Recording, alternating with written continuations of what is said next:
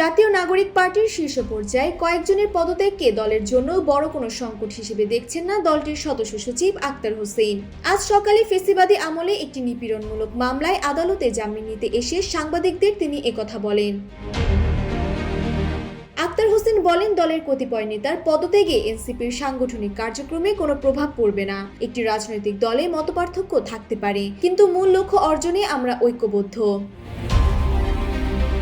জামায়াতের সঙ্গে আসন সমঝোতা নির্বাচন ও জোট গঠন প্রসঙ্গে তিনি বলেন, জামায়াতে ইসলামের সঙ্গে আসন সমঝোতার বিষয়টি এখনো চূড়ান্ত হয়নি। তিনি বলেন, জামায়াতের সাথে আমাদের আলোচনা চলমান রয়েছে। মূলত ঐক্যমত্য কমিশনের মাধ্যমে তাদের সাথে বহু বিষয়ে ইতিবাচক সমঝোতা হয়েছে। তবে সংসদ নির্বাচনে আসন ভাগাভাগির বিষয়টি নিয়ে এখনো আলোচনা শেষ হয়নি।